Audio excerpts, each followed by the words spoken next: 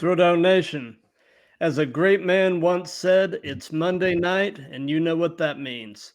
We are live on Instagram, YouTube, Twitter/X, Facebook, and Twitch. And this is an exciting moment for us. This is a chance to chat with a guy who is blazing his own trail in the wrestling business. From the great state of North Carolina, the Mhm. Enchanting One himself, Mr. Tommy Okami. How you doing tonight, Tommy? I'm so happy to be here. Thank you so much for having me. This is my first live podcast, I believe, that was organized. Really? So, yeah, so it's cool. Very cool. Very cool. Yeah, I enjoy doing these live because I feel like it's a very genuine experience, and there's something to be said for kind of working without a net. I mean, Absolutely. That's the fun part. for sure, for sure.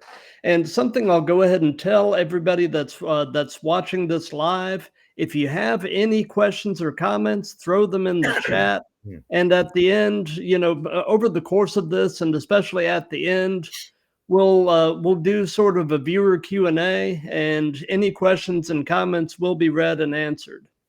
So we'll go ahead and get started with the first and most obvious question, Tommy, and that is, how long have you been wrestling, sir? Coming up March of next year, that will complete my second year. So, almost two. We'll just say a year and 9 months, but there's a whole year of training before that. But as far as me going out on my own and taking bookings, a year and 9 months. Gotcha. So who actually trained you? I was trained out of the Firestar Pro Wrestling Academy, headed by, of course, LeBron Cozone. Oh yeah, yeah. I've actually had a lot of Firestar folks on here, previously, and I definitely hear great things about that school. Mhm. I've had both of the guys from Brutality Incorporated on here, Alex and Mark, and I know at least Alex, I believe, went to Firestar. Yeah, he's an official graduate. Mark has also been around the academy, but I think he was obviously trained before the school was formed. And Right. there's Gary Strider, who you interviewed recently. He's the Yeah. one who told me about the podcast. Oh, And once cool. I saw his episode, or some clips he uploaded, I'm like, yeah, let me give this a shot. Well, I'm glad you did, man. Well, I'm glad So, too. so in the early stages of your training, what would you say was the most challenging part? What was the hardest or most challenging thing to kind of get your mind and your body around? So for me, it was going from being an athlete, like a combat athlete, to a performer.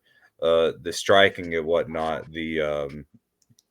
the grappling, because I did a couple years of collegiate and amateur wrestling from high school to college. Took some martial arts stuff. So often, a lot of the stuff that you see in like MMA, you don't exaggerate. You don't show what you're about to do. And then in Right, wrestling, it's like I got to go against everything that I've been taught. Against reality.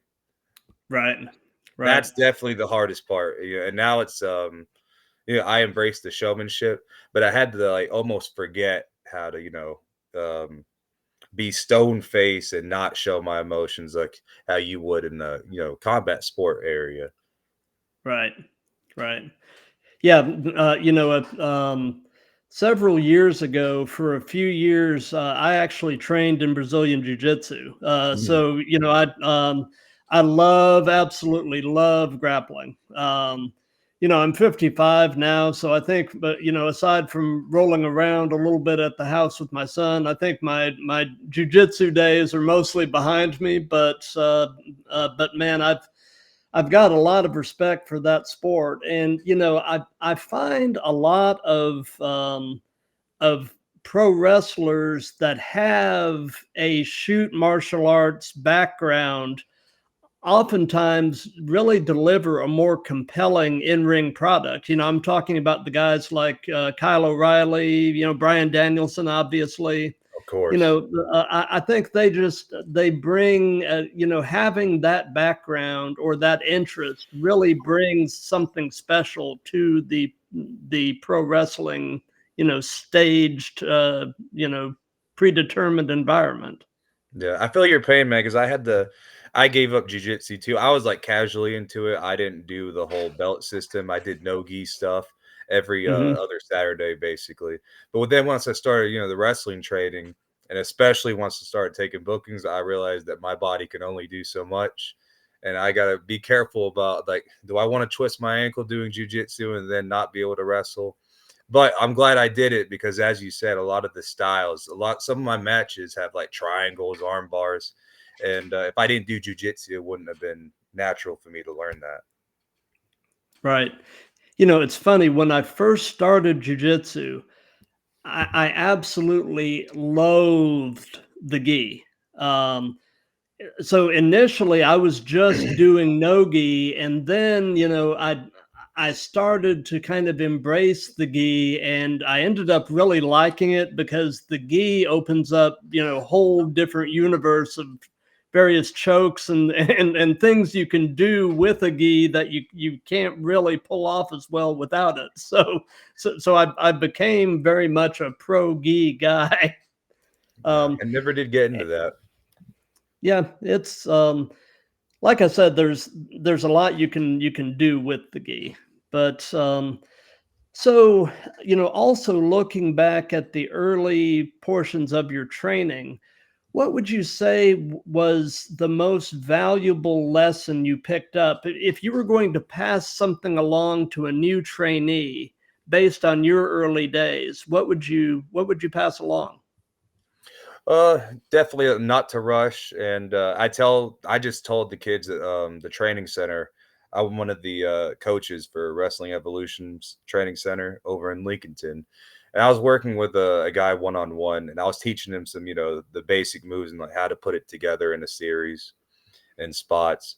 And I was like, just because you can do a move and you can do something doesn't mean you necessarily do it every match. You have to know your role. If you're the smaller guy, obviously you shouldn't be doing a choke slam on a bigger guy. That's just an Right. example. But just because you can hit all these crazy moves, you have to build up to it, and it has to make sense. Sometimes the super basic stuff that you learn day one looks amazing when you put it in practice. And a normal match against someone, your own size. It always depends, but you shouldn't always have to hit, one thing that you're trying to do. Right. Right. um Speed round. And this one, we're going to see how far back your fandom of wrestling goes. Oh dear, Uh, let's see. J.J. Dillon. Oh goodness. You already exposed me. Yeah. Yeah, I'm drawing a blank. Okay, yeah, he was a manager figure, kind of in the early '80s. So we'll move on to another name then. Spike Dudley. Oh, okay, good. Thank God. Spike Dudley. Crazy bumps. Stuff that I'm not planning on doing anytime soon. But all the respect to that guy. That stuff is scary to watch. Oh, I know.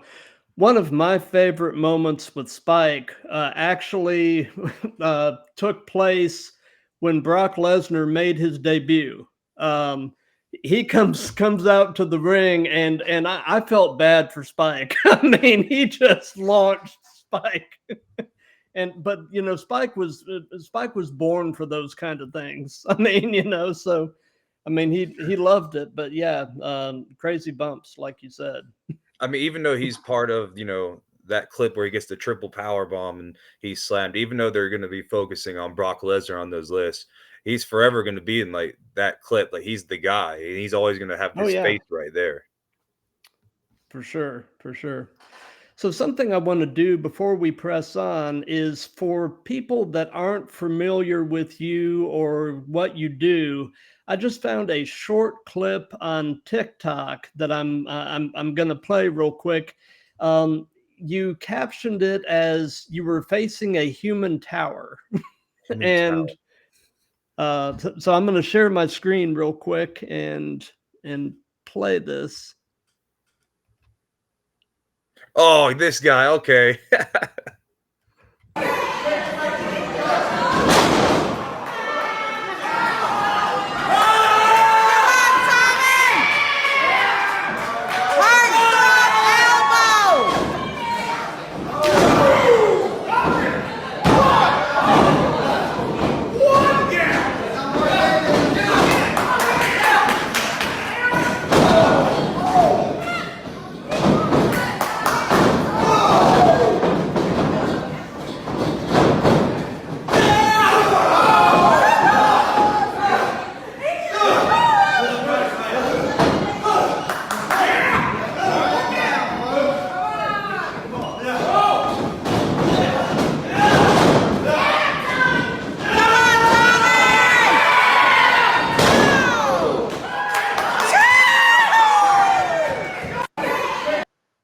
Okay, I remember this now. Yeah, that was one of my first matches after I graduated. So yeah, that was way back. You went in the archives. Yeah, I happened upon it and just thought it had some decent in ring stuff, and he was a big fella. Oh, I that's mean, tier. Yeah, TYR. I haven't seen him in a while. He's still wrestling out in like Appalachian Championship Wrestling, a couple local areas. But I haven't seen him in a while. I'd love to do like a rematch because he beat me in that. You know, despite how good I may have looked in that clip, he eventually got that choke slam on me. gotcha. So I'm presuming that you've probably been a fan of this stuff the majority of your life. Is that pretty accurate? Oh, definitely. If I had to give you like a number specifically, an age, probably 8. But like it's always been part of my memories, I guess. Either hanging out with my Well, granddad and all that. well, what would you say is your earliest wrestling related memory? Oh goodness. Yeah, that's the reason I say 8. I'm sure I was exposed to it before that, but I specifically remember that at 8 years old, like after school, and when you just need to escape from life, that's what everyone looks at wrestling for. It was it was WWE ECW actually. That was like the first ever thing I saw. It was Tommy Dreamer and Christian Cage. Oh And yeah, just watching the two guys go at it, and I know a lot of people might harp on WWE ECW, but that was my exposure to it. right. So I think the guys I saw, come on, it's hard to, you can't talk bad about those guys. Those are two of the goats. Exactly. And the thing about Christian Cage is, he's essentially probably 1 or 2 years younger than I am. I'm 55, and he's doing some of the best work of his career right now. I mean, so guys like that are really inspiring, particularly to older folks like me.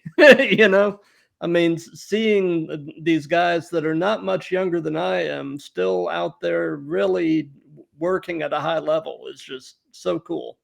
Hey, it affects even Um, me because I'm 27, and I thought, yeah, I wish I'd started, a lot younger. I see people like Jackson Drake and Jay Malachi who started at 13, but everyone has their own past in this business, and I just, I had to get my college and all that done. But seeing them of succeed course. at that high level at that age, I'm like, there's no, time limit.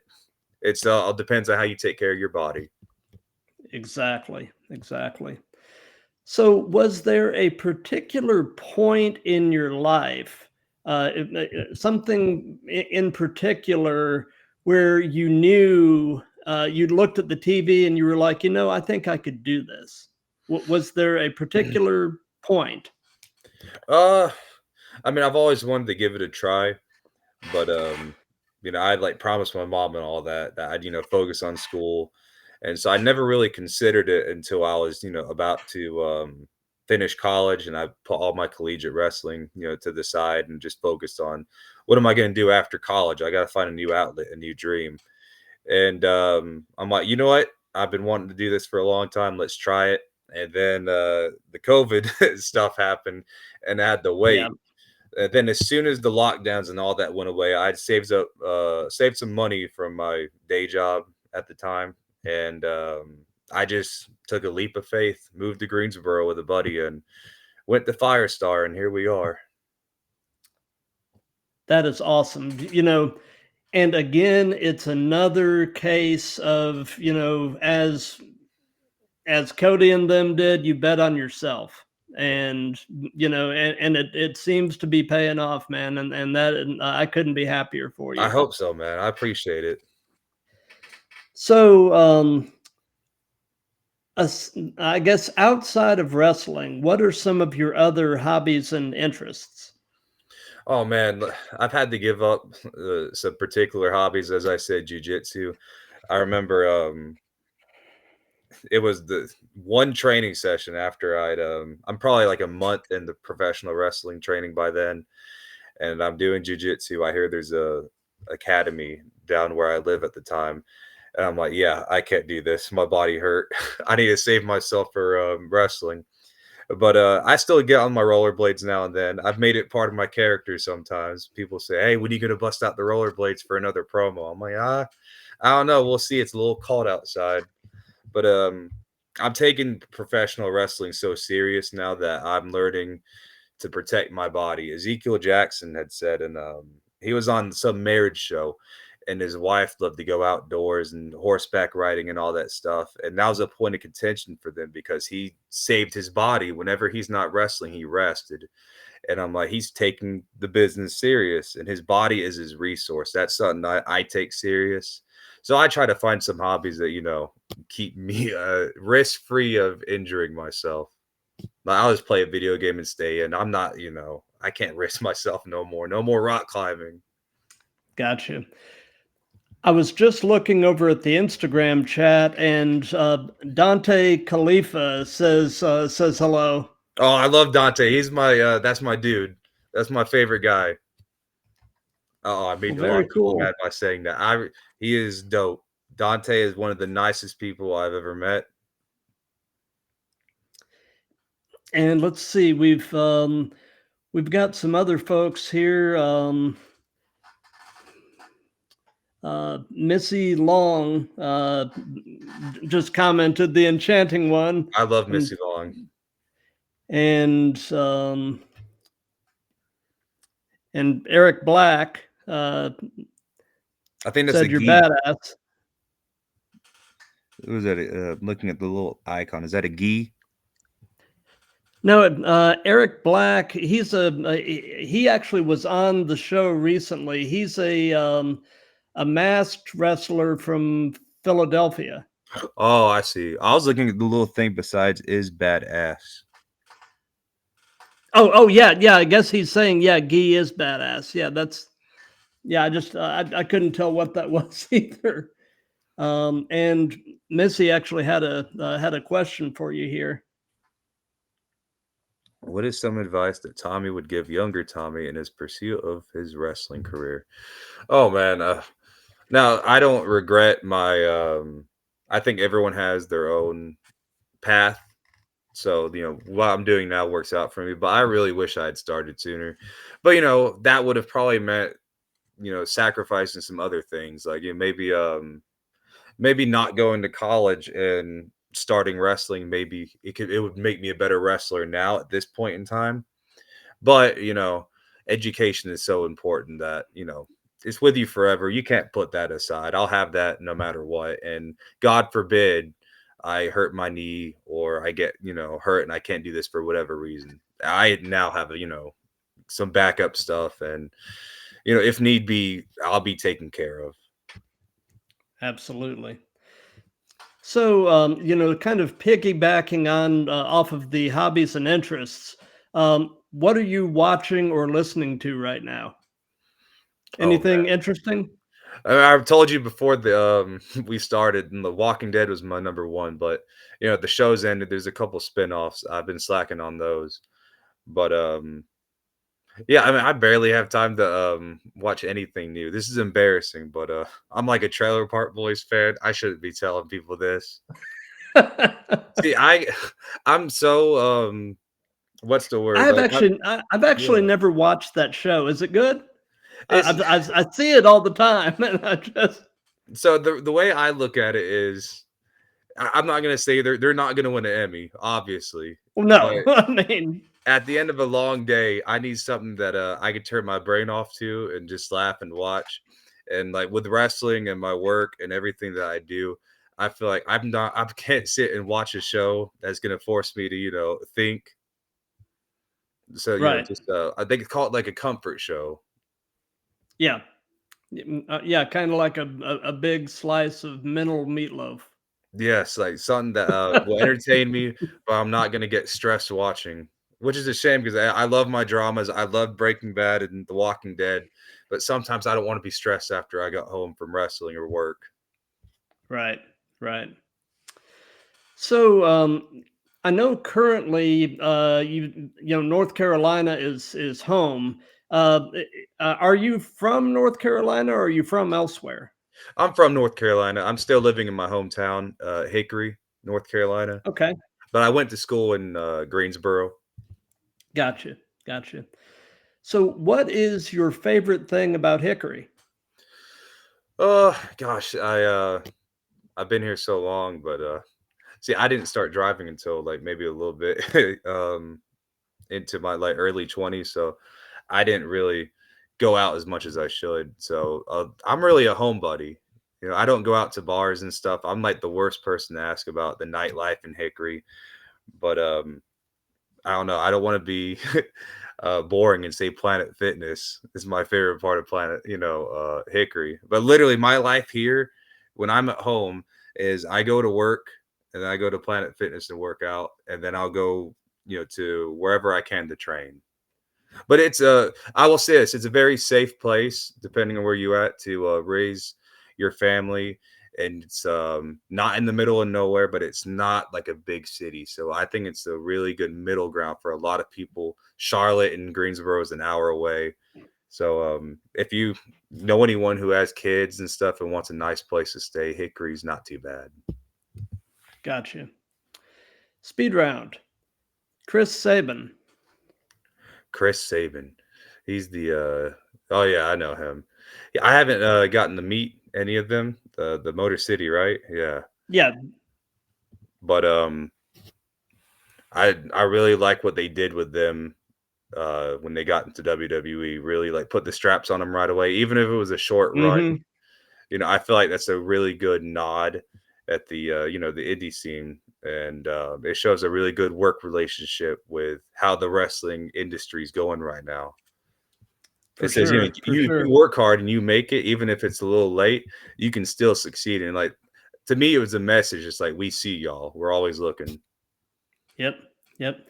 And they have so much respect from other tag teams. Like I've noticed, these few weeks since the Machine Guns left TNA, um, the last couple of weeks I've seen the Rascals working some tag matches, and they have intentionally done a couple of Motor City Machine Gun spots as kind of a tribute, and the announcers mention it, and I just think it's cool that there's that much respect that other teams that are still in TNA are kind of paying tribute to those guys because they really, I'll dare say even more than the Young Bucks, they really revolutionized tag wrestling. So, Yeah, it's eye opening. I think it shows also just how much even the guys at the top, like WWE is the top company, but the yeah. people there are studying the guys who are um I don't want to say there's a ladder, but they're studying everyone, no matter what position there are in the overall scheme of wrestling. If you're just because you're not in the major league doesn't mean that you can't watch people in other promotions and get some intel and value from it. Oh, for sure. For sure. So, they say that the best wrestling personas are yourself turned up to 11. So tell me about the Enchanting One, Oh, in ring Tommy Okami, and kind of compare and contrast him with everyday you. oh man, yeah, I had think the way I heard that saying was from Robert Martyr. We're talking about we're doing a seminar, and he's telling people, especially the new kids who haven't figured out who they want to be as a character. He said, take something that's true about you and amplify it. Because if you try to be something that you're not at all, then it's not going to work. And as You're going to far get as exposed. yeah, because if you're not scary in real life, you're not going to be Undertaker. You're not going to be a scary dude. And if you're, not handsome, you're not going to be Rick Rude, etc. So I just, and now this is weird for me to say because I grew up. I'm not going to show no pictures, but I grew up as an ugly duckling. Like I didn't glow up until maybe the end of college. I started losing some weight and then gained it back in muscle. And then when I got people, random people complimenting me, it's one thing when someone who's known you seen you go up and they say, "Hey, you look good." It's like, but when random people on the streets are, treating you nice, I'm like, this is, you know, kind of bizarre. And to see how people have, treated me in the wrestling world as far as the fans go, it's really humbling for them to take after me so much because I'm not used to it. And the enchanting, I don't know, I just try to be nice to everyone, heart, all that Disney print stuff. I don't think I'm the most attractive guy in the world, but if they want to, say woo when I come out and dance to my theme song, then that's cool. I'm happy. Oh, for sure, for sure. So tell us about your very first match. What was it like? How did it go? What were your thoughts going into it? Your thoughts coming out of it? All of that. Tell us the story of numero uno. So we're talking about I'm not talking about training matches. You're talking about like first ever in front of a crowd Yeah, proper. first. Yeah, first match in front of people. Okay. I had a couple I think the first two or three were battle royals, or so everyone starts out doing that. But the first time I got to have a proper, me versus another person in front of a lot of people. It was me versus Joey Gibson at one of the Firestar shows. I haven't graduated yet, but part of the program is you have to have a match in front of people as part of the Right. curriculum. So he was a graduate at the time. Oh, he still is, but he was a graduate leading an undergraduate, and we go out there, and it was just fun. Like Joey was so cool. He was going, he won the match, but he made sure to that I was able to get my stuff in and look like a star. And I haven't seen him in a while. I think he may have stepped away from wrestling for a bit for health reasons, but he was the nicest guy. I had no problem at all with him in the match, the creative process. And of course there was a couple spots and stuff that could have went better. uh, Both of us were rookies despite him being a graduate. He had graduated the class before me, so really it was two new guys in that ring, duking it out. I think it was a good match. There was maybe one or two blunders, but we never stopped the match to the point where the fans were like, "Uh-oh." I really enjoyed it, and if he comes back, I really hope I get to run it with him again because seasoned Okami versus him would be a really good match. Yeah, absolutely.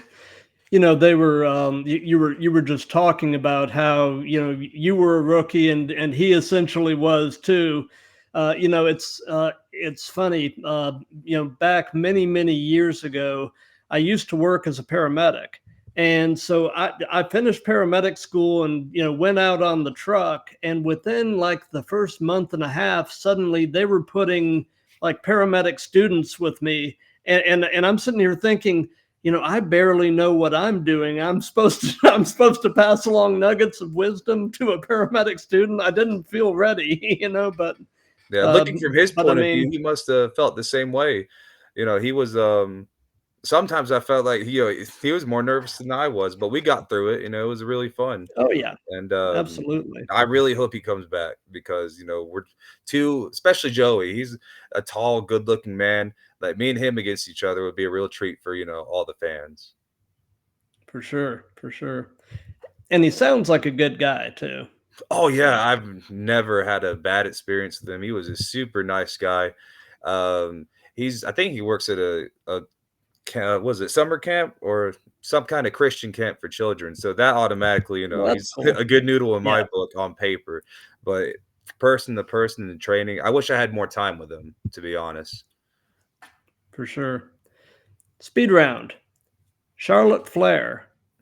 Oh man, the so as a worker, a person of the craft, obviously she might be the greatest women's wrestler of all time. Now the fan part of me, I remember I was this is before I started working. I was in college and we all had a kickback and we were watching the WrestleMania where she beat Asuka. I was not happy. The match itself, spectacular, amazing. I'm not going to say anything bad about Charlotte Flair. That's the goat's daughter, and she's going Right. to be. And when she retires, she'll end up being the goat of women's wrestling. But that match, that moment, I'm Asuka's my number one favorite wrestler, by the way. I think Hmm. I picked up my chair and like threw it across the room. But that shows how well she does her job. Oh, for sure, for sure. And with you being in North Carolina, you definitely can't say anything bad about the Flares. Oh yeah, yeah, I mean, or you'll get run out on a rail. absolutely not. But as a fan of Asuka and to see her undefeated streak, I felt it. Like they did their job by making me feel the anger. Yeah. You know, really, um, since that early run, I feel like Asuka has been so underrated. I mean, I feel like there's so much more they could be doing with her. But, hopefully that'll come again at some point. But I mean, she's had an amazing career as it is. But, I just feel like there is so much more they could be doing with her.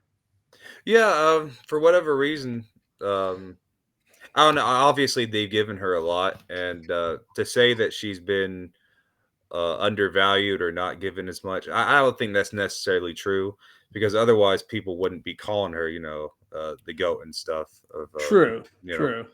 but as a personal, I love to see her win another championship and get more TV time. And when she comes back, I think she's injured right now, right?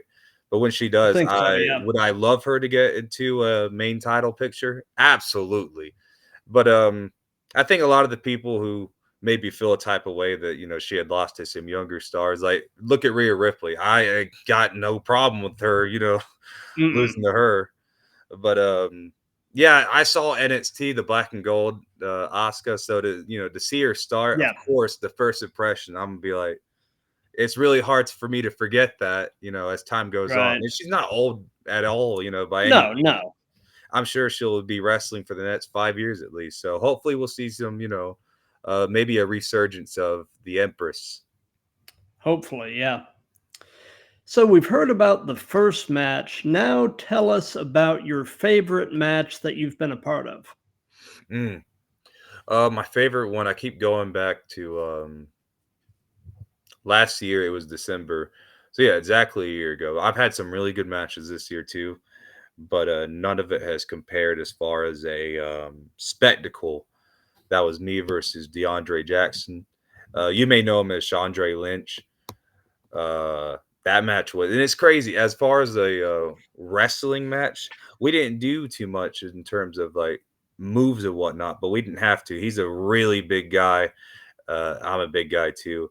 It felt like old school. We had a hot start, and the fans were. I was the secondary, or I was the legacy champion for Wrestling Evolution at the time, defending champion. I'm making my entrance with the championship, and he nails me from behind, immediately booed, and starts throwing me into the guardrails. We're throwing, chairs at each other. The match hasn't officially started yet. So it really just felt like a big fight. The two of us, grappling and whatnot, I feel like, that would have been not as memorable. Like, I'm sure maybe some people from the inner work, and I love to have bangers. I love to have, chain wrestling and all that, but sometimes the fans just want to see a good old fight. Oh And yeah. that match was resonating. That building was on fire. And I remember, you know, it was just stuck with me forever. No matter what match I have in the future, I could be wrestling in front of thousands of people. I'm not going to forget that night in Denver with Evolution. And I'm surprised he hasn't come back since. He's working in Texas a lot. Maybe he's just busy. But if you ever get a chance to interview him, definitely ask him about his time there. That for me, that match was the best I've had so far as an entertainer. Now, if you ask me about as far as like the in ring technical side, there's been a lot this year, and take a look on Facebook. By the end of the month, I'll release a top 10 of this year. I need some time to figure out how to rank them because I got to fight some really good people this year, and to choose one above someone else is going to be really hard. Oh, Missy Long just commented that was an epic match. Thank you. I agree. Definitely looking forward to seeing your top 10. That'll be fun. Yeah, if we have a second episode, maybe we can discuss those. But as far as my all-time favorite, I got to go back to the end of last year against DeAndre Jackson. Well, at the very end of this, when we go off the air, I've got something I want to bounce off of you. So remind me when we're done. Absolutely. What is the longest you have ever driven to get to a match? Oh, See, I almost no, I count it. I do count it as a match. I had went to Wilmington for a very last minute show. My show in Vale, like 30 minutes, 40 minutes from Hickory, had gotten canceled. And this was not too long after DeAndre Jackson match. And I'm always ready to wrestle. But after that, I was like fired up. I'm like, I do not want to take time off. I do not want to take a Saturday to myself. There's a show going on. I want to be part of it.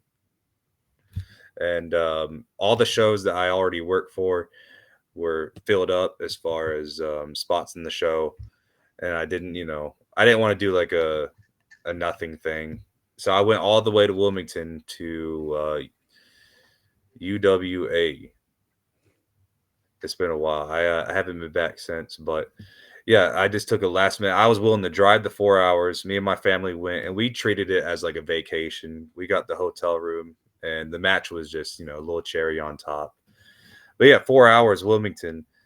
As far as like something that I was already planning to go to in the first place, fully advertised, probably Southern Pines, 2.5 hours. I've done alternative combat wrestling. They actually were one of the first people I worked with outside of Firestar, and I may be going back soon. Who knows?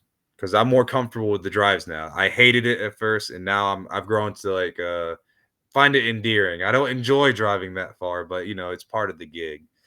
For in sure. Atlantic Coast Wrestling in Ellerby, both 2.5 hours.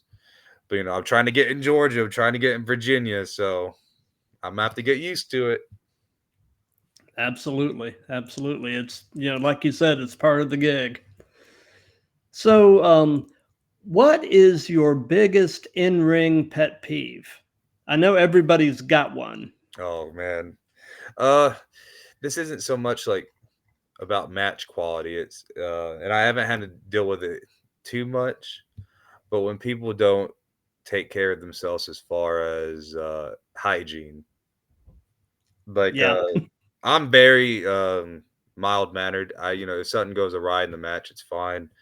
We're professionals, we'll pick it up. But if you smell bad and you put me in a headlock, I'll be furious. I'm like, we're not chaining this much. I'm not getting my face in that area. We got to figure something out. We're just going to have to hit each other because I'm not getting close. Yeah. And I tell the trainees and I understand people, they come from their 9 to 5s straight to wrestling sometimes. And, if you work in like a warehouse, I understand, the scent can follow. But, you got to make an attempt. You got to respect your opponent always. Yeah, I've told this story before, but back in my days, training jujitsu, there was always the one guy that wouldn't wash his gi. And Not it's doing that. like, no. Now, I'm very big on like I like to smell good. Like if I even if my clothes have been in Well, my bag for a bit, you're the enchanting one. You should of smell course, good. yeah. But even my personal life, like in personal life and professional, I like to smell good. I want to look good. And if I feel like that my clothes have been in my bag for a little long, if I have like 3 or 4 shows on the weekend, I had the a similar story happen with one of my matches a month or two ago. It was my third or fourth show of the weekend. And I said, "Hey, dude, can you here's my shirt. I'm walking out in the ring with it. Am I good?" And he said I was good, but I'm like, I always double check out of respect because I don't want to smell bad for my opponent because I wouldn't want him to smell bad for me Right. because that's going to affect the match. Tommy Okami, sponsored by Febreze. Exactly. Always have some. I always have deodorant on hand because you know there's always someone at the shows who forgets their deodorant, and I have one on hand. And you know maybe they are gonna remember that if there's a spot open on a show sometime. Ooh, the Enchanting One did that for me. There you go. There you go. And little things like that mean a lot to people, and it can end up, coming back to you. So it's Karma's real, never a you know. bad thing. Yeah, for sure, for sure. So I know that there's two basic ways of preparing for a match. You can either work it out with your opponent in the back, or you can call it in the ring, or you can kind of do a little bit of both. Do you have a preference?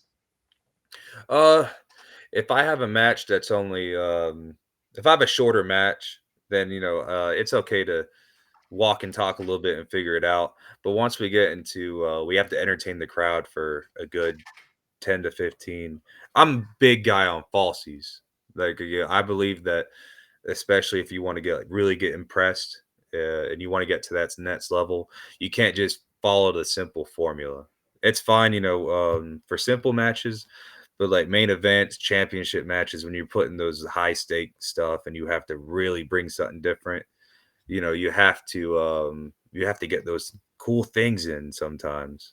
My last match with Dre the Goat just happened Saturday, and it was really awesome. We have you know the structure of it, of course, but then we get to the ending where you know he hits me with something big, I hit him with something big.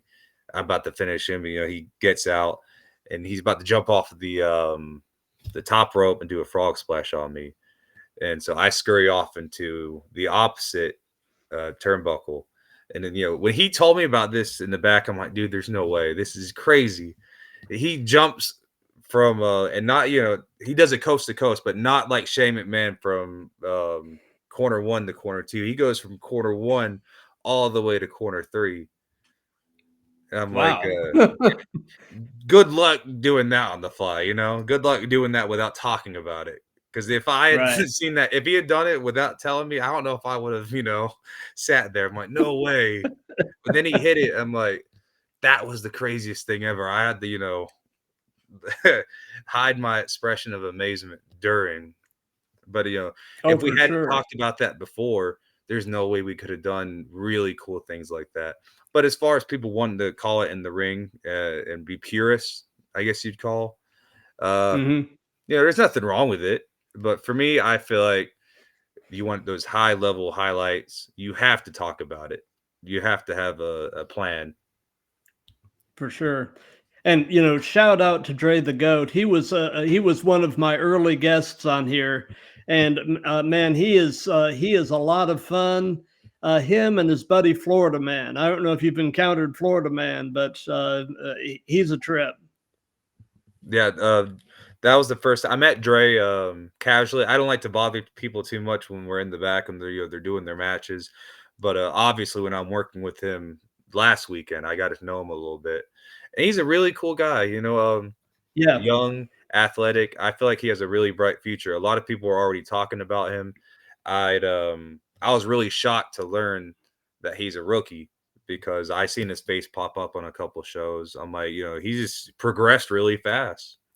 yeah, yeah. I mean, um, I actually had the pleasure of seeing him at my son and I drove out to Augusta, Georgia, which is about 2 hours from here, and caught a Phoenix Wrestling Experience show out there. And Dre was on the card, and probably a month or so after that show, I got to have him on one of these streams. And man, just a great, I'm 55, so I'll say, great kid. But I mean, but yeah, he's got something special. So Yeah. I'm intrigued to see where things are going to go for him.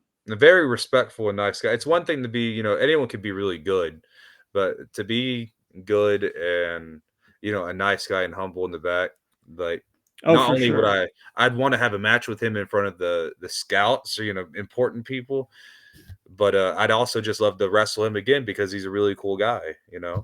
So that's the Yeah, best of both absolutely, worlds. for sure. Speed round MVP. Man, hey, jujitsu guy, right? So I Yeah, automatically like him. And yeah. yeah, I love his theme song. I always have it on in the gym. But I love his story, man. He didn't have maybe didn't have the best start in life, but he proved that Hmm. he came out of prison, reformed, and he found a new purpose in life. And so not only did he prove that you can, start this in your 30s, I believe, when he did it, Yeah. but you can do it this maybe despite some baggage in your life that was made by mistakes. He's proof that you can turn over a new leaf and really create something of yourself despite any bad choices you may have made. I really like how his story is wound up, and a lot of people might say that maybe it held him back from reaching that top level, but I think if you look at his career as a whole, I'd love to have that career. you know Oh, for I think, sure. especially his program, his United States program, the championship. I love that. I loved when he came and returned in the Royal Rumble.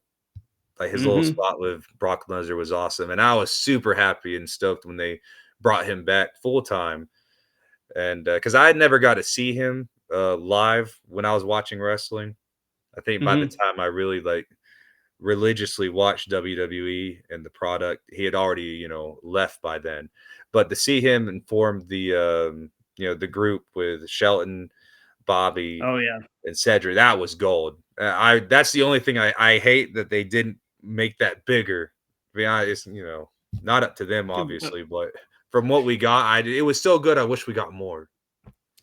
Well, I mean, they're trying to do it over on AEW now, but it's good, but it's not quite the same. I Yeah, mean, uh, y- you know, uh, trying to capture lightning in a bottle in a different environment, sometimes it just doesn't quite translate. But Yeah, and they have, 3 out of the 4 original guys for it. On paper, yeah, I think the reason it's not maybe resonating as much as it did in the beginning is people expected it going into, "Uh-oh, MVP's here, Bobby's yeah, there, we're gonna do it." When they did it in WWE, it was, out of nowhere, and it was the most, the dopest and thing it I've was ever very seen. organic. Yeah, Like, yeah. I was really wanting them to do Bloodline versus them, but, Oh the yeah. timelines didn't work out. No, no. So, if you could only be one, would you rather be great in the ring or great on the mic? Great on the mic.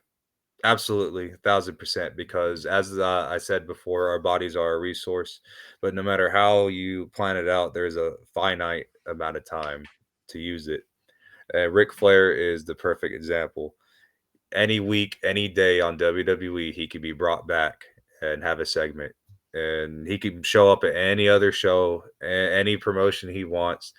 And obviously, he's not going to wrestle. He's in his 70s, but he is Right. still one of the most valuable names in wrestling because he's able to, no matter how old he is, as long as he can get up and walk and grab that microphone, he'll entertain the crowd and they'll get their money's worth. And he don't have to lift a finger.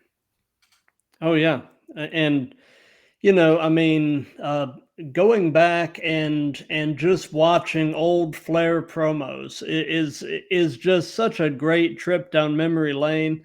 Like, I mean, once a month or so, I'll get on YouTube and just put on the Woo Off promo he had with Jay Lethal in TNA, just to get a good laugh. Because I mean, those two guys just were having a blast together, and that is one of the funniest promos in history, as far as I'm concerned. And if you can captivate people entertained by talking, you're guaranteed to always have something to do. Like Corey Graves is like the perfect example, I think. He had to retire young, the concussions, unfortunately. But Right. I think, one might even say that him transitioning to the commentary, he might have been bigger now than he ever could if he had stayed in the ring, which is, I don't want to say, we all want to be the wrestler, but I learned from different people who transition to different things. Wrestling will always be there, no matter if you're a wrestler, an announcer. If you like, if I got offered as a position as a referee for major leagues, obviously I'd say yes. You don't have to stop being the wrestler and training; you can still learn some stuff. But Right. let's say you love the business so much, and it gets taken away from you as far as a performer. He was obviously gifted on the mic enough for them to trust him with calling play by play and all that. And MVP, we talked about earlier, he don't have to wrestle. He can, but he comes out with the suit and cane, and he's the Mm-hmm. character. Without him, there would have been no Hurt Business. Oh, for sure, for sure. So, what has been your most unusual encounter with a fan? Oh goodness. Oh man. I'm scared to say just in case, I know there's some fans watching, but maybe it's the ugly duckling in me. I'm not used to maybe some of the messages that are sent on the requests binder on the Oh, Instagram. Yeah, those messages. And like, yeah, I'm flattered, but it's made me a little more. I don't know. Maybe I'll be conservative some days about what I wear. gotcha. I, I put work into my body, and I'm proud to walk around. I'm not shy about it. I feel like I wouldn't be a wrestler if I was. But sometimes you get a message just makes your skin crawl. I can't say it here. Yeah, yeah. Say no more. I think I know what what you're getting at, and yeah. Yeah, and sometimes you find okay, I'll tell. Well, I'm not gonna say names, but there's like a married couple, and the woman will make a pass, and I'm like, I don't play at that adultery stuff. And then, but then the husband will make a move, and then I'm figuring out slowly, they're trying to. Oh, I'm wow. like, whoa, hold up, this is too much for me. I'm good. I'm good. Yeah. Wow. So, do you have a preference between working heel or babyface? I definitely, because the Enchanting One, the endearing. I really love being a baby face, and it's not so much because of how it translates in the ring. Like, I don't. Actually, I love being a heel because often I get a lead, a younger guy who's a face, and being a leader, I didn't think that'd be so interesting to me. Like, I've never been in a position where I desire to be, the one calling the shots. Like, I'm not some power junkie or anything like that. But really, like, being someone who can make a younger guy who's just starting out look good in a match, that's really nice. But I really love being a baby face because of the connection to the fans, and especially the kids. It's really hard for me to go out, like, I'll stick to my character. If I'm told to be the bad guy, I do my job because that's what I'm supposed to do. But as soon Right. as I see a kid about to cry because I got in his or her face in the barricade, I back off. I'm like, nope, Yeah. nah, Yeah. I'm not getting paid enough. Yeah. No And way. that there's certain lines that just morally you just don't cross, and making a kid cry because there's better ways to heal it up than to to do that. You can leave the making kids cry to like the MJFs of the world. I Yeah, mean, that's because not for me. I can't. My heart's too fragile. There's I tell a story. So at Insurgents, one of the nice promotions I work for in North Carolina, at in Eden, North Carolina. I'm wrestling Luke Hampton, and Luke is also a promoter for BWA. I love Luke, and his daughter Reagan is the nicest little girl ever. But she's at that age where she might not necessarily know that what's going on is. Yeah. So when I got to beat up her daddy in front of her, eh, I don't feel good. I hate Yeah. it. But we got to tell. It's Yeah. our responsibility to tell the story, and if they're feeling it, then I did my job. But I'm not going home proud about it. Right. Right. But ultimately, love you or hate you, they'll never forget you. And and if that's the case, like you said, you're doing your job.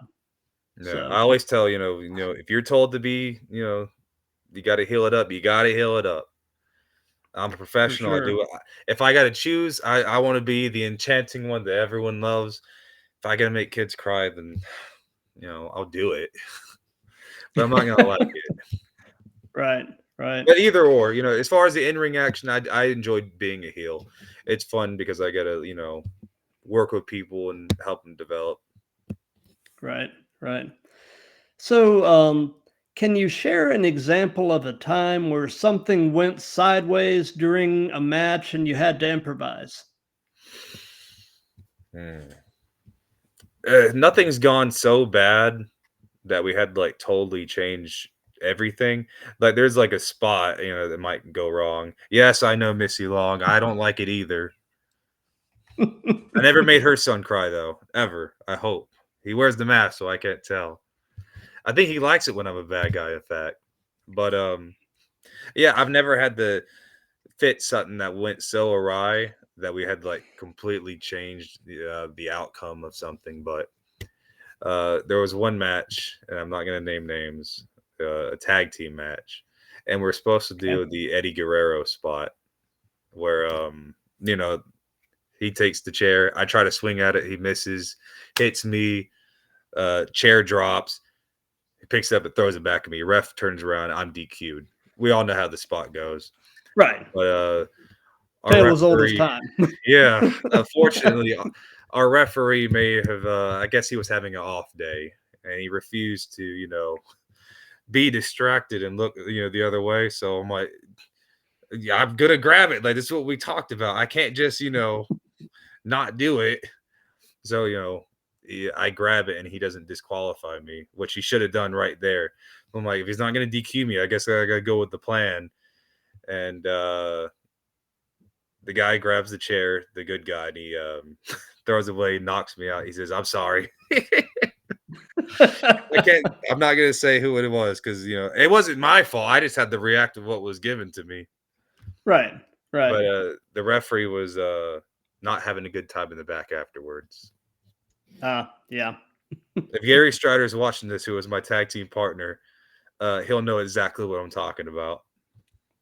Okay. So, in terms of your in-ring work and your promos, who or what would you say are some of your influences?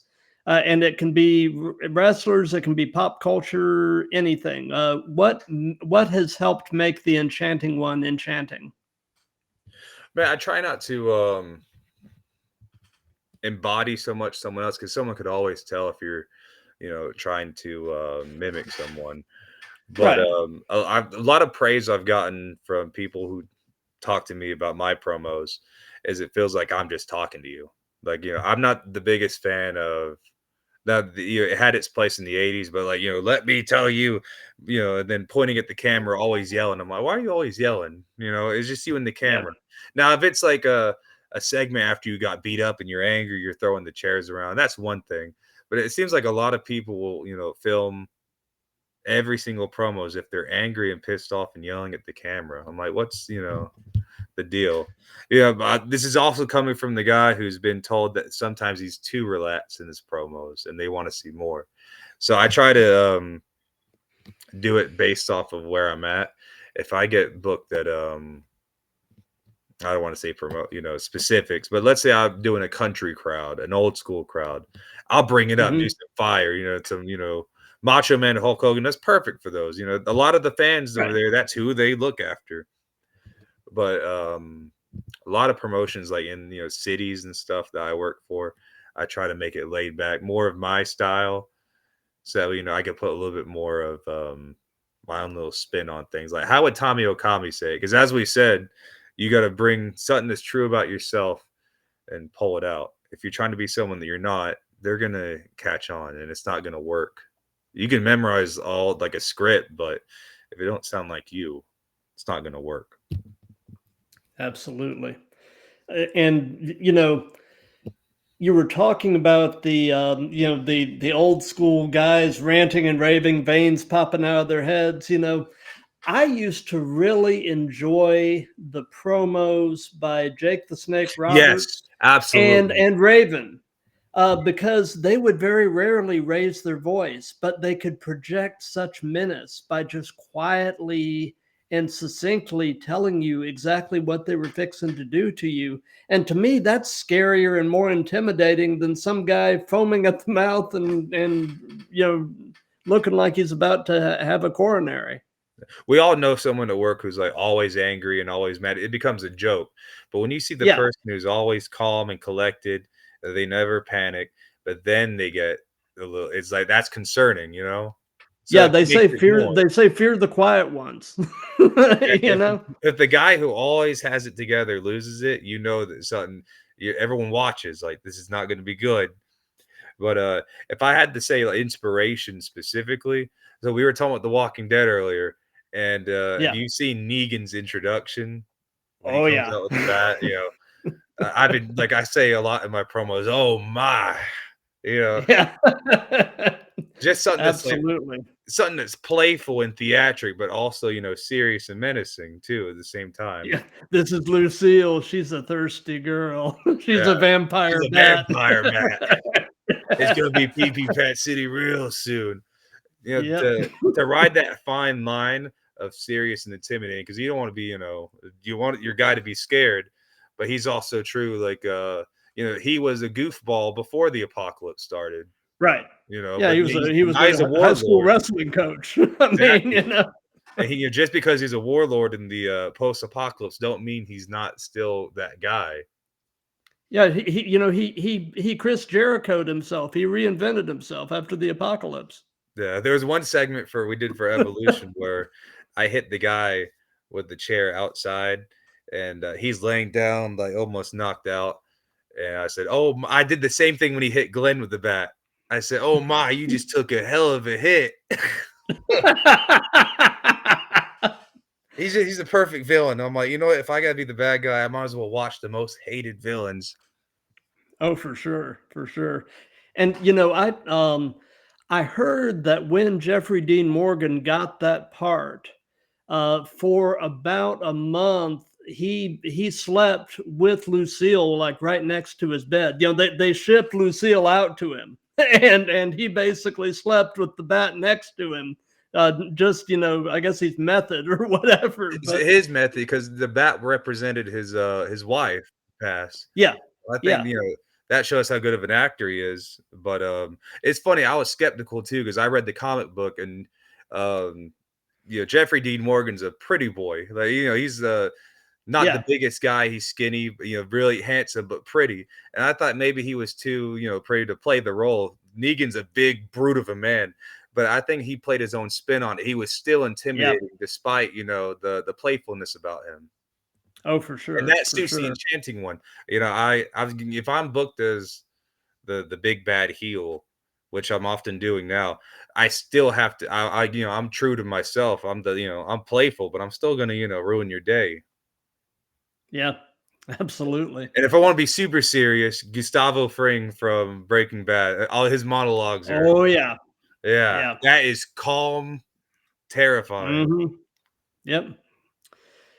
So, do you have an all-time favorite match as a fan? A match that you can have watched it a million times and it just never gets old, and there's always some new little nugget you can pull from it. I absolutely love. I feel like it's underrated because I think a lot of people forget about it too because Survivor Series have moved away from brand versus brand, and now it's war Mhm. games or once it's more about the match than it is one brand versus the other. But when Right. Daniel Bryan faced Brock Lesnar, my goodness, that was, and I was concerned, like a lot of people were, because he had just come back from his hiatus from health. And as soon as he started suplexing him, I'm like, oh my God. And then they had and especially they're doing after last year, AJ versus Brock. I'm like, how do you top Mhm. that? And I don't want to say one's better than the other, but as far as watching Daniel get beat and destroyed, and then that ref takes the hit, the low blow, he comes and hits him with the knee, and he makes everyone believe, is on paper, especially non-wrestling fans, they're going to be like Brock Lesnar versus that guy. That don't make sense. But Daniel Bryan made the unbelievable believable, even for just a little bit Mhm. parts in the match. By the end and the climax of the match, I believe they could have went either way. You know. For sure. For sure. So this can be present day or past. Who would be a dream opponent? Who would Tommy Okami love to work? Oh man, as far as present, because I want to be, I don't want to say anyone who's somewhere that I can't, I'm not at right now. Like I can't say WWE guy because they can't wrestle right now. I'm not gonna be able to request them for a Right. promotion I'm at here. But my realistic answer, I would love to go with Mustafa Ali. Like absolutely, Mhm. I think I feel like he was the one guy they should have went more with, especially Oh, for sure. despite how the Retribution storyline went, the beginning of it was, it was hot. Yeah. Oh, yeah. And B that, I was excited because I've always been a fan of his. I'm like, they're finally pulling the trigger. Yeah, I mean, that's the thing. That guy is amazing in the ring, and he's got such a great mind for the business and such a creative soul to him that I feel like if one of these companies would just really take the chance and fully give him his bit, so to speak, using the horse metaphor, just give him something and let him run with it. I think you would have magic. Yeah, I don't know why they never did because every time he was teased, I was really like hooked. They had the thing with Samoa Hmm. Joe, I was hooked. The thing with Retribution, I was hooked. Um, Him and Cedric, Cedric's cool too when he won the cruiserweight. But I would have been just as happy if Mustafa had won. I felt like there were so Oh, many for times that sure. they could have like really got behind him. I felt like there was so much. I wish I could see a what if. Hmm. But as far as oh yeah, a worker, absolutely the stuff he can do. I feel like me and him, I would love to have that match. Now, as far as all time, give Hmm. me a couple months to do a cut so I can get the six pack and all that. Let me go against Rick Rude. That would be awesome. Actually, that would be really good. I don't even know if we'd ever lock up. We might just pose for the who can get the most attention. Yep. Just pose and gyrate at each other, and there you go. He was so good at all that stuff that people forget how good he was in the ring, like as the technician. Oh, yeah. Like him and Savage were probably and for their time maybe the best. But he was so good at they're Absolutely. both so good at the character stuff that you don't even pay attention as a fan to like all the technical stuff that's going on. Like everything's Hmm. perfect. Right. Right. So, what is your favorite move? What is something you just really enjoy doing? And then on the flip side, is there a move that you won't do or would at least rather not do? And that can be either giving or receiving. Uh, I absolutely love the tilt-a-whirl backbreaker, especially when I get to do Hmm. it on someone bigger. I love working with people who are like Tier, the guy you saw in the clip earlier, people who I Hmm. could, actually do the thing. Now, I'm not gonna always do it because, I believe in protecting someone's size, but if we build Right. up to it and like, if, I assume he knows how to take it, I would love to give Tier like a big tilt-a-whirl and the legs go around the entire world. I love playing around with that. I love the spear because you can counter it into so many things. I remember Roman got his spear countered into the pedigree by Seth Rollins when they Hmm. had wrestled Money in the Bank when he came back. I thought that was cool. Spear into the RKO. I love either in my matches, especially as the match goes longer. I love countering the spear or getting countered when I do a spear or like getting speared in midair. It's such an easy move to be creative with. A lot of moves you have to be in a very specific position, but the spear, you can catch it with a super kick. You can catch him into a Orton slam. You can do so many different things. And I feel like it's something that can be countered into a billion different ways. It leads to more match possibilities. For As sure. far as not taking a move, uh, I'll be honest. I hate giving the power driver. I do not like Hmm. if you're taking it, I'm like, okay, I'm just there, Like I Yeah. just put trust in you. I'm just gonna fall. If you're giving it, you got someone's life in your hands, and you have Right. to make the decision to fall. If you're the one taking it, you're just there. Yeah. Yeah. I Like, mean, any of those neck centric type moves, yeah. it's just always a little scary. Like, a move that always gives me the shivers, and you don't see it much anymore, which is probably a good thing. But the vertebreaker, Oh, yeah, um, yeah. yeah, that just always looks like a disaster waiting to happen. Yeah. So, If I really, I wouldn't take it from anyone, but I've taken it twice already, in like a show format. Of course, I've learned it in training. I feel like everyone should learn as many moves as they could, both oh, giving for and sure. taking. Historically, the power driver is there, so everyone should know it. I don't necessarily think everyone should do it in their matches, but it's a good thing to know all these moves. I've taken it Yeah. twice from Chris Ballo and Caitlin Marie, and it was the safest thing ever for me. But if I was asked by my opponent, hey, I want you to hit me with it, I'm like, you know, if you say Yeah. so. Yeah. Yep. Yep. Yep. You Moonsaults. know, I don't, I'm a big guy. That's, I'm gonna try to learn it this year. I might, bust it out, but we're gonna have to use some mattresses for a bit to figure that one out. you know, um, sort of going back to dream opponents, somebody that just based on what I've seen of you in the ring, somebody that I think you could probably have a good match with. Are you familiar with a guy on TNA called Jake something? Jake something. He's called something. Yeah, Jake something. Is his ring name is Jake something. No, I haven't seen him yet. You should look him up on YouTube. I think the two of you could have some good matches. So check him out. Yeah, especially I've been trying to get better looking at the TNA product specifically because the working relationship with NXT and them. I'm like, it's Right. definitely the time to be, looking at as much as we can of it.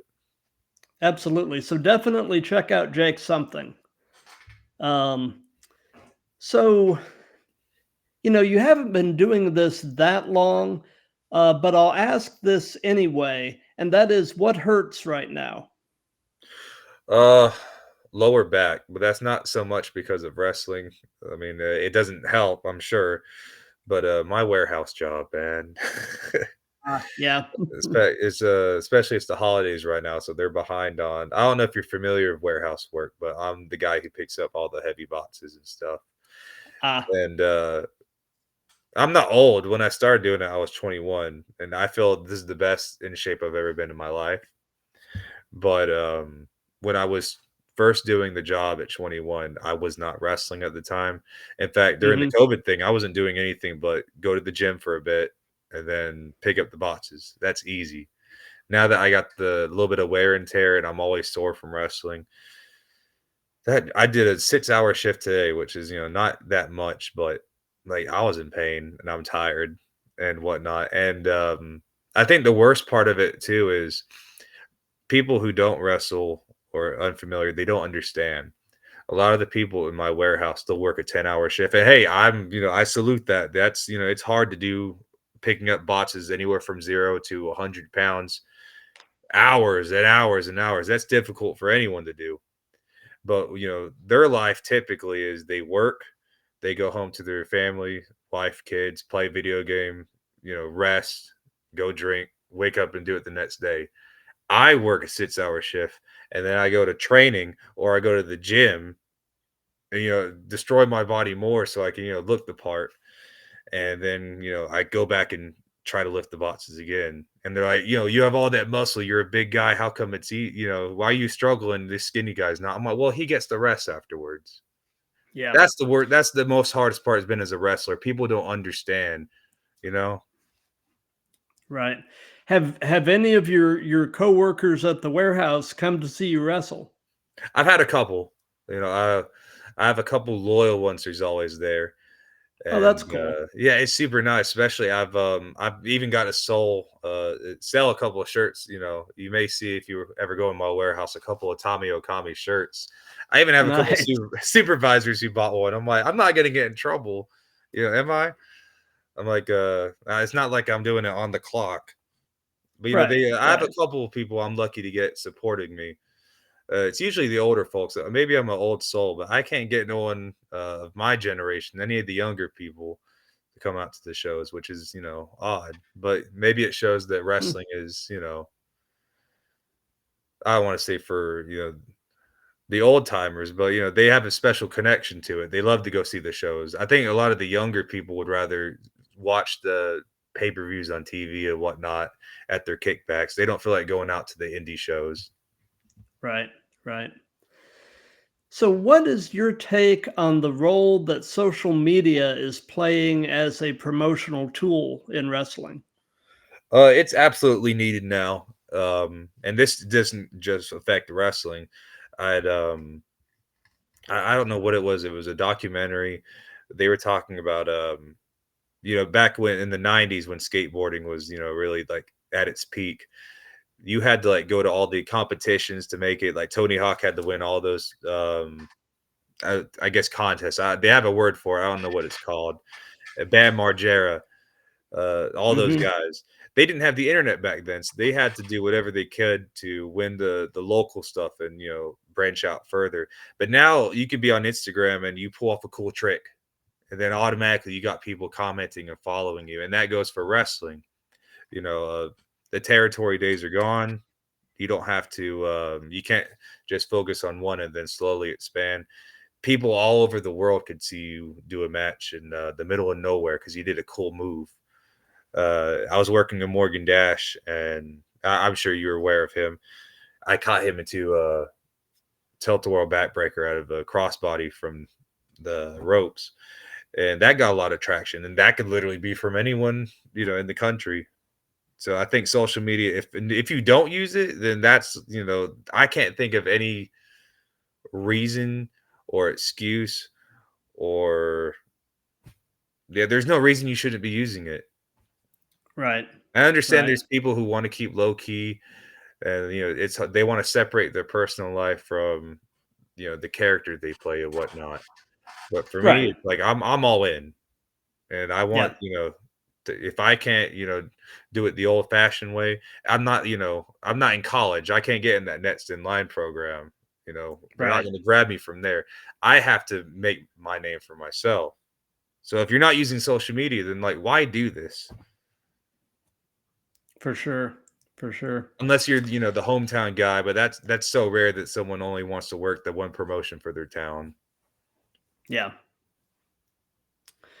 So, you're still a pretty young guy, but knowing everything you know at this point, if you could give any advice to your younger self, what would it be? And it can be related to wrestling or just life or whatever.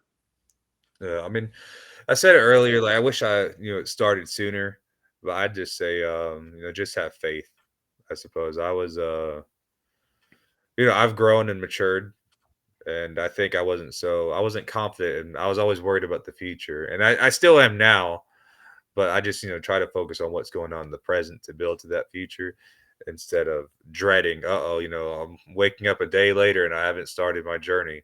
We all go in our own paths. And, like I said, if I had started at 13, like some of the other guys who are doing wonderful right now, maybe something bad could have happened. Maybe I wouldn't have matured. I think it's better that I came into the business as a man and not a boy.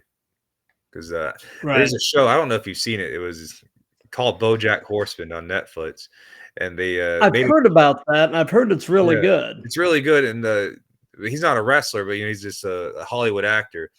And they said there was a line that stuck with me. They said, the age you get famous is the age you are forever, like mentally, because he had Hmm. gotten famous in his 20s, and now he's in his 50s. He's a man child. He has commitment issues and whatnot. And I feel like no matter how successful I become, I came into the business with my own morals and my own code of conduct, I guess you'd call it, and like I refuse to break it. But if I'd come in as a boy who would, I'd want to do whatever I can to be accepted and try to be someone I'm not. Maybe would I be a better wrestler technically? No more moves and stuff. Of course, obviously, but success isn't just how good you are in the ring; it's how you conduct yourself as a professional. Absolutely. Absolutely.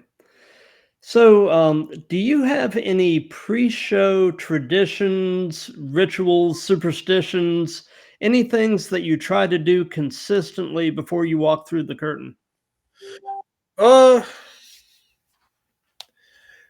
it always depends on who I'm working with. Like if they want to do a quick prayer, especially in a group, like we do like the whole, grab each other's hands in circle. I'm cool with that. Uh, as far as me, a lot of people like to bounce around. I like to sit and just, get my mind ready. It always depends. Like this last show, I was with Dre the Goat, his match. Hmm. I was actually just coming off a day from a really bad head cold, and I hate getting sick. And I was really nervous for my match. And my man, Dre's a good guy. He's a good wrestler. I'm in amazing shape, I think. But after the day from being sick, I'm like, I don't know if I can keep up with this guy. But I just, cleared my head, do the Brock Lesnar bounce in the back, get the blood flowing. I always did that, even when I was in collegiate wrestling. Just clear my head. Yeah. Because I mean, there is so much of a mental side to the game, and if you don't have your head clear, you're not going to be as effective out there. So, Mm. Health is wealth. Like if I'm not eating right, if I'm not, like I might have a shot now and then if we have like a celebration, like for a drink. But I try to live as clean as I possibly can. Keep the mind clean, the body clean. Because if you don't feel good, you don't perform good. And absolutely. hats off to the people who were able to party it and still wrestle. For me, I gotta stay in shape and be as clear headed as I possibly can. Got you. Health is wealth, and if So, you're feeling good here, you'll feel good up here. absolutely. So, something that we've done in all of these that's just been kind of a fun thing is we've let the current guest pose a question for the next guest. And so my previous guest actually was the one that left the comment about the gi being badass earlier. Oh, wow. Eric X Black, who's like I said, he's a wrestler from the Philadelphia area, and so he posed this question: what is your favorite video game console and your least favorite video game console? I don't know if you're much of a gamer, but Well, I mean, if I pan the camera, I got a couple systems, so I'd be lying if I said no. But now did he know this question was to me? it wasn't particular to you, Okay. so he just posed it.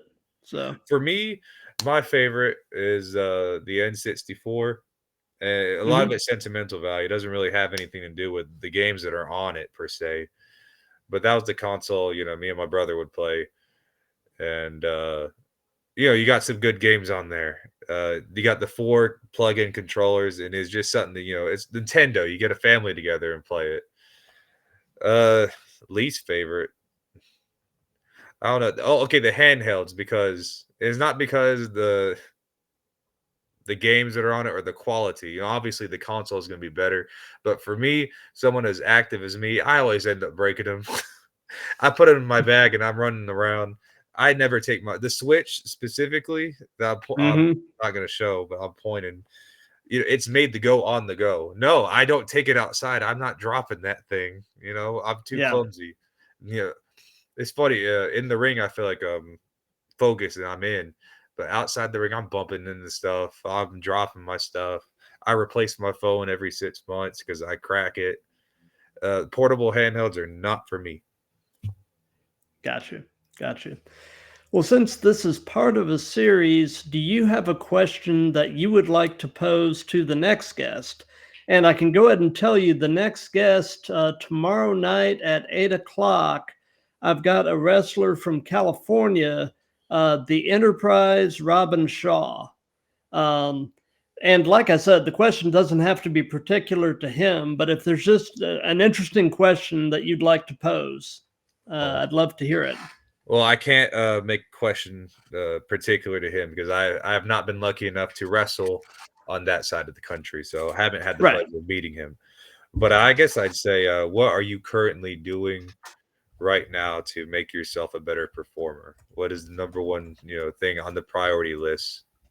You know, whether it be training, whether it be developing your character, learning moves. What's the one thing that you are doing right now that is making you better the next day? That is a really good question. How would you answer that? Uh, Triple H said it in a video where he, even when he wasn't full time wrestler, but this is before he Hmm. retired. He'd make semi appearances. He'd always stay ready. Like you don't get out of shape and then I got a match coming up in 3 months. Let me get back in shape. He always. This is when he did his fitness DVD. He had one with himself, and then the other one with Stephanie. She was Hmm. for the women. He's for the men, obviously. He had said his secret was, he always stays ready, even if he's going to do more of that CEO and with the suit stuff. You never know if there's a big time match. Batista's coming up. John Cena versus Triple H one more time. He always kept his body ready for in case Saudi Arabia. There's another show and they want to see him versus someone else one more time. You always be ready for an opportunity. And so I try to I don't go on like food binges. I try not to. I always want to stay ready because it would really suck if I had a super massive cheat day and I got a big belly from all the, sushi's my number one.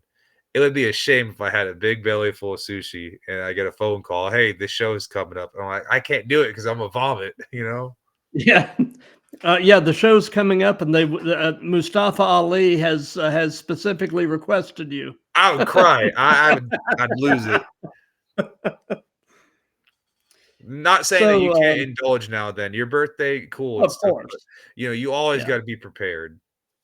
for sure, for sure. So, with it being that time of the year, what are your top three Christmas movies? Elf is number one, without a doubt. That absolutely 1,000% Elf. I've memorized almost all the lines. Right behind Great Talladega movie. Nights. That's the one where I know everything. Uh, Jesus, I feel like I watched that one so much. I don't know what's number two and three. Uh, There's always Die Hard. yeah, I was about to say that. I'm like, there's always that argument. Is it a Christmas movie? Is it not? It is absolutely a Christmas movie. I just saw. I watched with my family the Bad Moms Christmas one. Oh yeah, Yeah, I thought that was really cool. I thought that was a really good one. Yeah, I'm trying to go based off of recent. I don't have like a aside from Elf, there's not a movie that I watch every Christmas, to get in the right. spirit. Uh, I'll choose one that I haven't watched, but I wanted to see. You might have heard of it. There's the handsome Asian guy, Golding, Henry Golding. He plays a dude because they made a whole movie based off that song. Last Christmas, I gave you my heart, and he Oh ends yeah. up, dying, and his heart. I'm spoiling it for everyone. His heart goes to the girl from Game of Thrones. who ends up being the heart recipient. So I think she envisions him as a ghost, and they fall in love. Oh, that's kind of cool. Yeah, I haven't seen it yet, but I'm like, that's I'd like to see it. I just don't get time to go out, to Right. go see movies. The Enchanting One, despite my name, I don't spend a lot of time going on like dates and movies and stuff. You know, maybe it'll be Yeah. on streaming, and I'll give it a try for the season. Yeah. But Absolutely. Elf is number one, absolutely. Oh, for sure. So, do you have any upcoming shows or anything at all that you'd like to give some hype to? For the Do I have any more shows this year? I have See No Evil this Saturday. I'm defending my North American Championship in a 8-man gauntlet match. And the Oh, odds are wow. stacked against me. We'll see what happens.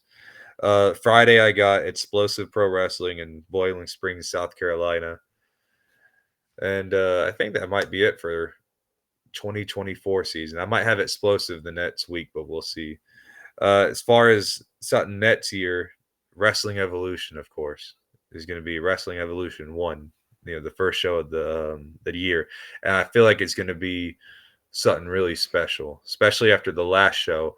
The way we do things, it's going to feel like the new season to like a show. Everything got Hmm. wrapped up, and it's taken care of the last show. This next show is, the start of something hot, I think. And everyone who shows up to the show is definitely going to be, getting their money's worth and enjoying the stories we tell. Wrestling Evolution, that's the place to be. The storylines, it's not just, you can go to any show and see the in-ring action and bangers, but Evolution, you get a little bit of everything. Absolutely. So, as far as what we've got going on here, like I said, tomorrow night at a slightly later start time, 8 p.m. Eastern time, I've got episode 63 of the Throwdown with the Enterprise Robin Shaw, who is based in California. And then for the remainder of December, the Throwdown is going on hiatus for the holidays, but we'll be coming back the week of January 6th. And man, we've got some really big, really exciting plans for 2025.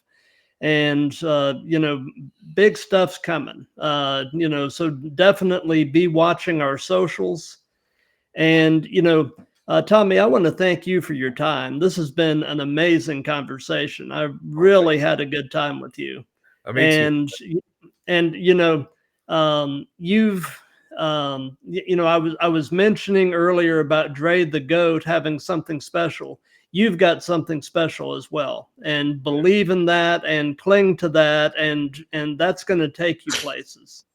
Thank you so much. I appreciate it. I always told I had a conversation with my mom, when I was like in the first year, and I still do sometimes. I said, no matter what happens as far as like where I go in success, where wrestling takes me, and I know it's an impossible thing because you're not always going to get along with everyone, but I want to be the Right. guy who you can say whatever you want about my in ring ability, me as a performer.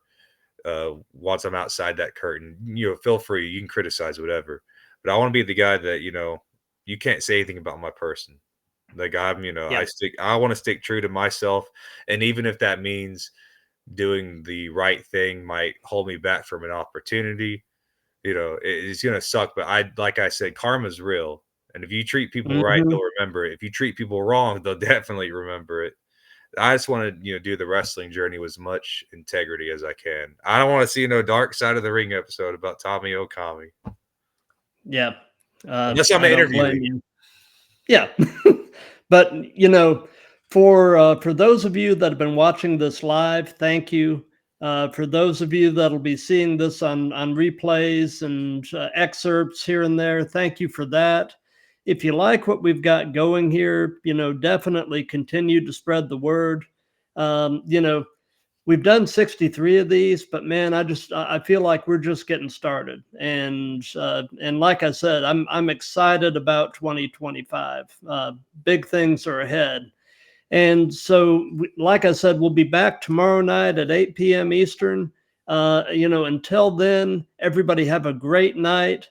Love each other, be good to each other, and keep throwing down.